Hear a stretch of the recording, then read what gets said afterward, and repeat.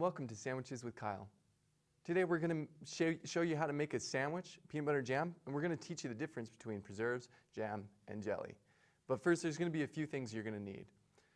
You're going to need, of course, at least 2 slices of bread, some peanut butter, and then a knife to spread things with, and then you're going to use either jam, jelly, or preserves, depending on what you like, which we'll explain in just a second. So to start off, let's explain the preserves. So what makes the preserves different? Preserves uses basically the fruit. They just mash up pieces of the fruit and put it all in there. And so it's really chunky and kind of thick. And the next thing is jam. So jam is different than preserves, is that they don't use the full fruit. They just kind of use the pulp, basically. And so it's usually fairly thin and easy to spread. And the third kind is jelly. So jelly is, as you can see, it's really clear. And the reason it's that way is because instead of using pulp or pieces of the fruit, they basically just use the juice from the fruit. So it's really clear, and sometimes it can be hard to spread just because it's so jellified. But it's really good.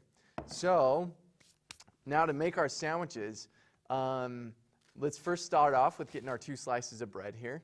And you just drop them on there. And then we're going to start off with the peanut butter. I like to use crunchy. Smooth is good too. We'll take the crunchy peanut butter, and then you just start spreading it on one slice. Just one side, or you can do one side of both slices if you want a ton of peanut butter. It just kind of depends on what you like. Just don't do 2 sides of one slice, or else it'll end up on your hand, and that's just awkward. Cool, so once we've got our peanut butter there, and it looks good, I like to wipe off my knife on the other slice. So now we get to choose if we want preserves, jam, or jelly. And I think I'm going to go with jelly today. That's what I'm feeling. So we take the jelly, and since the jelly's a little bit thick, I kind of like to smash it up on the side as I'm kind of letting it roll out there. It makes it a little bit easier to spread. And of course, you want to offer some words of consolation to the other kinds that you didn't choose, like jam and preserves. And just let them know that they're still good and loved.